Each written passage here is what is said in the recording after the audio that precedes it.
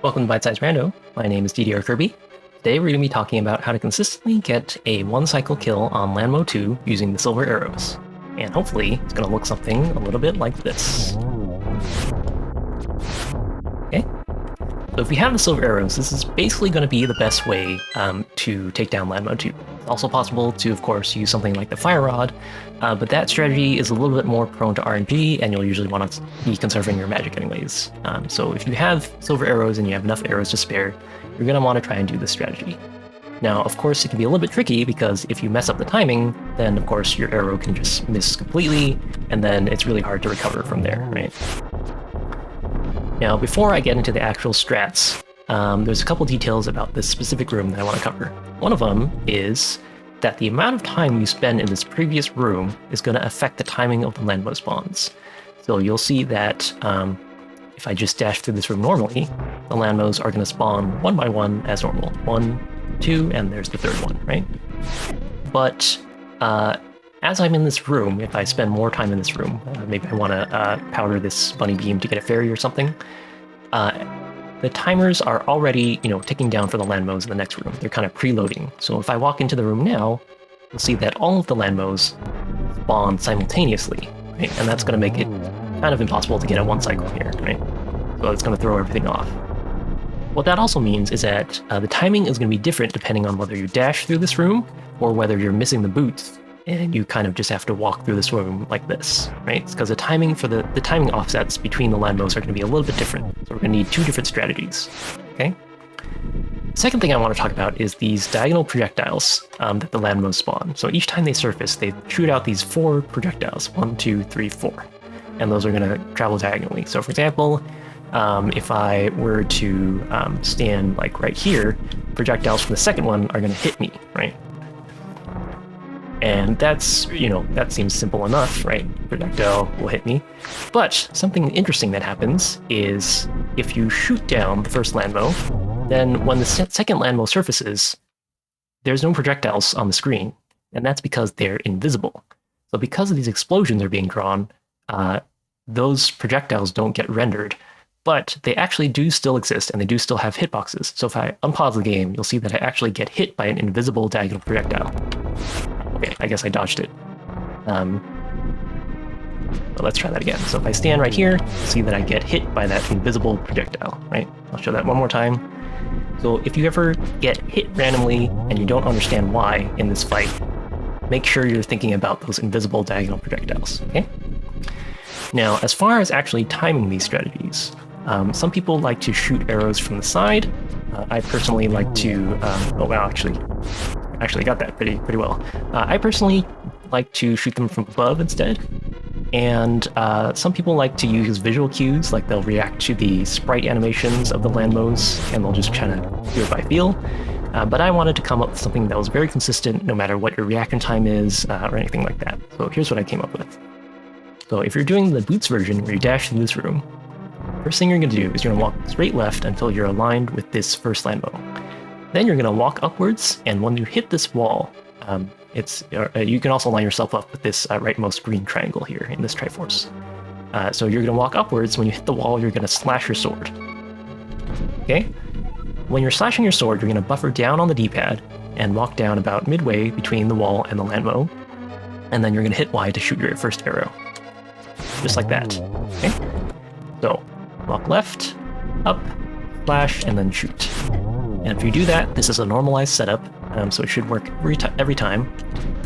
And it's pretty lenient in terms of you don't have to walk to an exact Y coordinate or anything. You can be a little bit closer, it'll still work.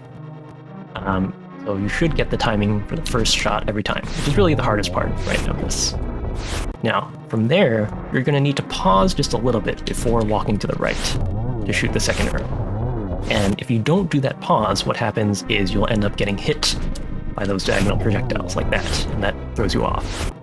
So pause a little bit before walking to the right, and then turning, pause a little bit more than what I just did. So shoot, pause, and then go to the right, and then turn downwards to shoot your second arrow, okay?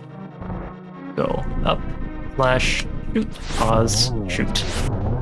Now, after shooting the second arrow, it's the same thing. If I after the second arrow, if I start moving left immediately, I'll get hit by those invisible diagonal projectiles that I just talked about, right?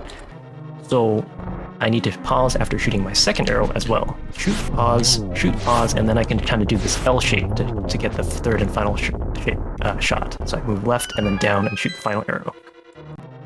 So again, left, up, slash, shoot, pause, and then shoot the final arrow. And usually after shooting that final arrow, you might need to do a slight dodge to the right to dodge the fireball from the shooter. So dodge to the right just a little bit. If you dodge to the right too far, you might actually end up getting hit by the invisible projectiles from the third landbow. Let's see if I can show that. See, so I got hit by some invisible projectiles over there. So you want to just dodge right just by a step or two. So here's the full thing. Shoot, pause, shoot, and sidestep just a little bit, then you're done, okay?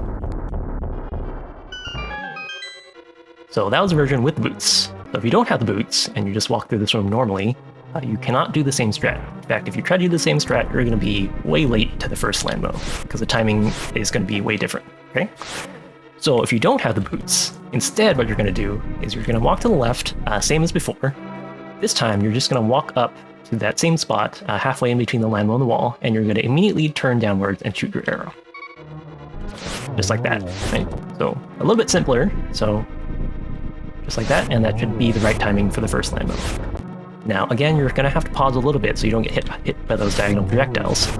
But something that is a little bit interesting is the second landbow is going to surface a little bit sooner than the previous strat. So if you're not quick in your firing your second arrow, it's possible that you could mess up on the second landbow because it comes a little bit quicker than it does with the boots strat. So you want to be very quick to shoot this second arrow here if you can.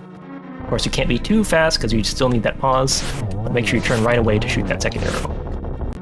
The third arrow, of course, is going to be the same as with the first strat, just make that little L shape, and this time the fireball is not really an issue.